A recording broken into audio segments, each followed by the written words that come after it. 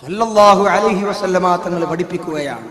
പിന്നീട് അല്ലാഹുവിന്റെ റസൂൽ ഫാത്തിമ ബീവിയോട് പറയുകയാണ്, ഫാത്തിമ, വേറെ ഒരു വിഭാഗം പെൺകൊടിമാരെയാ നരകത്തിൽ എനിക്ക് കാണാൻ കഴിഞ്ഞു ഫാത്തിമ.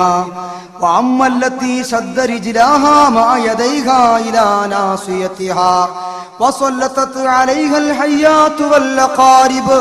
ഫാത്തിമ, നിനക്കറിയുമോ, ആ നരകത്തിൽ ഒരു വിഭാഗം പെൺകൊടിമാർ അവരുടെ രണ്ട് കൈകാലുകളെ അവരുടെ മൂർധാവിലേക്ക് വലിച്ചു കെട്ടിയിരിക്കുകയാണ് ഫാത്തിമ. ആ പെണ്ണുങ്ങളുടെ ശരീരത്ത് മാംസങ്ങൾ മുഴുവനും അതാ പാമ്പുകളും തേളുകളും കടിച്ചു പറിച്ചു തിന്നുകൊണ്ടിരിക്കുകയാണ്. അവരാരാണെന്നറിയുവോ ഫാത്തിമ? ആ പാമ്പുകളും തേളുകളും കടിച്ചു പറിച്ചു കൊണ്ടിരിക്കുന്ന ആ വിഭാഗം ആളുകൾ അവരാരാണെന്ന് അറിയുവോ ഫാത്തിമ?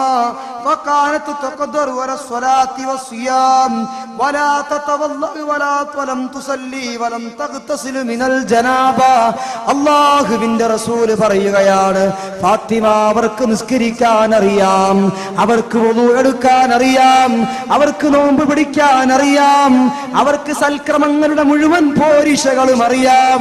അവര് മുസ്ലിമായ പിതാവിന്റെ മകളാണ്, അവര് മുസ്ലിമത്തായ മാതാവിന്റെ മകളാണ്. പക്ഷേ ഇന്ന് വരെ അവർ കറക്റ്റായി നിസ്കരിച്ചിട്ടില്ല, വുളു എടുക്കില്ല. നിസ്കാരത്തിന്റെ സമയമായാൽ വുളു എടുക്കാൻ ആ പെൺകുട്ടി മുന്നോട്ട് വരാറില്ല.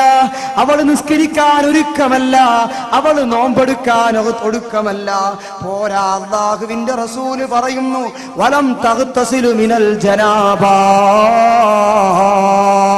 ആ പെണ്ണ് പാതിരാത്രിയിൽ ഭർത്താവുമായി ശാരീരിക സല്ലാപത്തിൽ ഏർപ്പെട്ടിട്ട് സുബഹിക്ക് മുമ്പേ എഴുന്നേറ്റ് കുളിച്ചു സുബഹി നിസ്കരിക്കേണ്ടതിന്റെ പകരം ആ പ്രിയപ്പെട്ട സഹോദരി ഉച്ചവരെ കുളിയെ നീട്ടിക്കൊണ്ടുപോകുന്നവളാണ്. ജനാബത്തുണ്ടായാൽ ഉടനെ കുളിച്ച് ശുദ്ധീകരിക്കാത്തവളാണ്. ശരീരത്തിന്റെ ശുദ്ധിയുടെ വിഷയം ശ്രദ്ധിക്കാത്തവളാണ്. നിസ്കാരത്തിന്റെ വിഷയം ശ്രദ്ധിക്കാത്തവളാണ്. അമലിന്റെ വിഷയം ശ്രദ്ധിക്കാത്തവളാണ്. ആ പെണ്ണിന്റെ കൈകാലുകൾ അവളുടെ മൂർധാവിലേക്ക് കെട്ടിയിട്ട് ആ അഗ്നികടോരമായ നരകത്തിന്റെ ഭീകരമായ അദാബ് അവളെ അല്ലാഹു രുചിപ്പിക്കുന്നതാണ് ഫാത്തിമ. സയ്യിദുനാ വ നബിയുനാ മുഹമ്മദ് മുസ്തഫ സല്ലല്ലാഹു അലൈഹി വസല്ലമ തങ്ങൾ പഠിപ്പിക്കുകയാണ്. എന്റെ പ്രിയപ്പെട്ട സഹോദരങ്ങളെ, ഞാനും നിങ്ങളും ആലോചിച്ചു, പരിശുദ്ധമായ ഖുർആൻ ഓതാൻ ആ പെണ്ണിനറിയാം, നിസ്കാരത്തിന്റെ അമലുകളൊക്കെ ആ പെണ്ണിനറിയാം, നോമ്പെടുക്കാനും സകാത്ത് കൊടുക്കാനും സ്വതക്ക ചെയ്യാനും മറ്റ് അമലുകളും ഒക്കെ ആ പെണ്ണ് പഠിച്ചിട്ടുണ്ട്. പക്ഷേ അല്ലാഹുവിനെ കുറിച്ച് പേടിയില്ലാത്തതിന്റെ പേരിൽ ഹബീബായ അഷ്റഫുൽ ഖൽഖ് സയ്യിദുനാ മുഹമ്മദുർ റസൂലുള്ളാഹി സ്വല്ലല്ലാഹു അലൈഹി വസല്ലമ തങ്ങൾ പഠിപ്പിച്ച അദാബുകളെ കുറിച്ച് ബോധമില്ലാത്തതിന്റെ പേരിൽ ആ സഹോദരിമാർ ചെയ്തു കൂട്ടുന്ന ആ സഹോദരിമാർ നിസ്കാരത്തിൽ അശ്രദ്ധവാന്മാരാവുകയാണ്, നോമ്പിന്റെ വിഷയത്തിൽ അശ്രദ്ധകളാവുകയാണ്, ഖുർആൻ ഓതാൻ അവർക്ക് സമയമില്ല. എന്നാൽ എത്ര തിരക്കുണ്ടെങ്കിലും സീരിയലിന്റെ മുമ്പിലും സിനിമയുടെ മുമ്പിലും അതുപോലെ കോമഡി ഷോകളുടെ മുമ്പിലുമൊക്കെ എത്ര സമയം ചിലവഴിക്കുന്നതിനും ഈ പെൺകുടിമാർക്ക് യാതൊരു പ്രയാസവുമില്ല. ഞാൻ ഓർക്കുന്നു, കഴിഞ്ഞ ഒരു മതപ്രഭാഷണത്തിന്റെ സദസ്സിൽ ഞാനിങ്ങനെ പ്രസംഗിച്ചു കൊണ്ടിരിക്കുമ്പോൾ അവസാനം ദുആ ചെയ്യാൻ എടുത്തപ്പോൾ ഒരു കത്ത്, ആ കത്തിന്റെ ഉള്ളിൽ കുറച്ച് പൈസയും ഉണ്ടായി. കുറച്ചധികം പൈസയുള്ളത് കൊണ്ട് എന്തോ കാര്യപ്പെട്ട വിശേഷമായിരിക്കുമെന്ന് മനസ്സിലാക്കി ഞാൻ ഈ ലെറ്റർ ഇങ്ങനെ വായിച്ചു നോക്കിയപ്പോ സംഗതി ഗൗരവമുള്ളത് തന്നെ. ഉസ്താദെ, ഒരു സഹോദരി കാറ് ആക്സിഡന്റിൽപ്പെട്ട് വളരെ അപകടകരമായ ഗുരുതരാവസ്ഥയിൽ ഹോസ്പിറ്റലിലാണ്. ആ സഹോദരിയുടെ രോഗശമനത്തിനു വേണ്ടി, അവള് മരിക്കാതെ രക്ഷപ്പെട്ടു കിട്ടണം, അതിനുവേണ്ടി നിങ്ങൾ ദുആ ചെയ്യണം. അതുകൊണ്ട് ഈ സദസ്സിലേക്ക് ചെറിയൊരു സംഖ്യ എന്ന് പറഞ്ഞ് പൈസയും വെച്ചിട്ട് ഹദിയ നൽകി പറഞ്ഞയച്ചു. ഒരു ജീവന്റെ ഭീഷണിയാണല്ലോ, സഹോദരിയുടെ ജീവന്റെ പ്രശ്നമായതുകൊണ്ട് അവസാനം സദസ്സിന്റെ ദുആയുടെ അവസാനം നന്നായി ഞാൻ ആ സഹോദരിക്ക് വേണ്ടി ദുആ ചെയ്യുകയും ചെയ്തു. പിറ്റേ ദിവസം സംഘാടകർ ഒരു വയസ്സായ ഉമ്മാമാനെ പിടിച്ച് ഇങ്ങനെ കൊണ്ടുവരുന്നു. ഞാൻ ചോദിച്ചു, ഏതാണ് ഉമ്മാമ? രണ്ടാമത്തെ ദിവസം ആയത് പരിപാടി നടക്കുന്നു. സംഘാടകർ പറഞ്ഞു, ഇന്നലെ ആക്സിഡന്റ് പറ്റിയ ഒരു സഹോദരിക്ക് വേണ്ടി ദുആ ചെയ്യാൻ ഒരു ഉമ്മാമ പൈസയും ലെറ്ററും തന്നിരുന്നില്ലേ, ആ ഉമ്മാമയാണ്. അപ്പൊ ഞാൻ നോക്കുമ്പോ ഉമ്മാമയുടെ വലിയൊരു കവറുണ്ട്. എന്തോ കാര്യമായത് കൊണ്ടുവരികയാണ്. നേരം വിളിക്കാനായിരിക്കും എന്നാണ് ഞാൻ മനസ്സിലാക്കിയത്. പക്ഷെ കൊണ്ടുവന്ന് സ്റ്റേജിലേക്ക് വല്ല കയറി വന്നു. നോക്കുമ്പോ എന്താന്ന് ചോദിച്ചപ്പോ ഇതൊരു തേയിലപ്പൊടിയുടെ പാക്കറ്റ്, ഏതാണ്ട് 2 കിലോ വരുന്ന നല്ല ശരിക്ക് പാക്ക് ചെയ്ത 2 കിലോയോളം വരുന്ന തേയിലപ്പൊടി നിറച്ച ഒരു പാക്കറ്റ് എന്റെ കയ്യിലേക്ക് തന്നു. ഉസ്താദേ, അൽഹംദുലില്ലാ, നിങ്ങളുടെ ദുആ അല്ലാഹു സ്വീകരിച്ചു. ആ ആശുപത്രി കിടന്ന കുട്ടി വളരെ അത്ഭുതകരമായി രക്ഷപ്പെട്ടു എന്ന് പറഞ്ഞ് ഇങ്ങനെ എന്നോട് അത്ഭുതം പറഞ്ഞപ്പോൾ ഞാൻ ചോദിച്ചു, നിങ്ങളുടെ ആരായിട്ട് വരും ഈ കുട്ടി?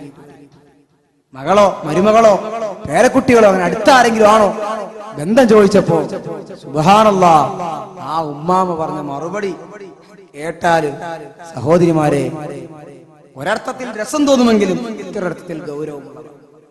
ആ ഉമ്മാമ പറയാണ്, പേര് പറഞ്ഞ എനിക്ക് ഓർമ്മയില്ല, ഏതോ ഒരു സീരിയലില് അഭിനയിക്കുന്ന ഒരു പെണ്ണ്, അഭിനയം തന്നെയാണ്.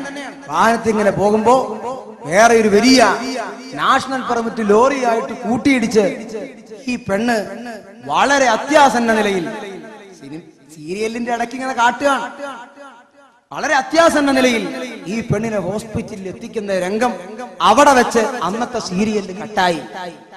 അത്രയേ ഉള്ളൂ, ഒരു മൂർധന്യ ദിശയെ കൊണ്ടവിടെ വെച്ചു. എന്നിട്ടോ ഈ ഉമ്മാമാക്ക് അത് കണ്ടപ്പോ വല്ലാതെ, കാരണം കുറെ ദിവസമായി നിരന്തരം ഉമ്മാമ ഇത് കണ്ടുപോരുകയാണ്. ഉമ്മാമയുടെ മനസ്സിന് വല്ലാതെ അത് സ്വാധീനിച്ചു. പിറ്റേ ദിവസം ആ സമയമായപ്പോ അവള് ചത്തോ ജീവിച്ചോ അതിന്റെ ദുആ ഫലിച്ചോ എന്നറിയാൻ വേണ്ടി പിറ്റേ ദിവസം സീരിയൽ വെച്ചപ്പോ അൽഹംദുലില്ലാ ഒരു തകരാറുമില്ല, അത്ഭുതകരമായി രക്ഷപ്പെട്ടിട്ടുണ്ട്.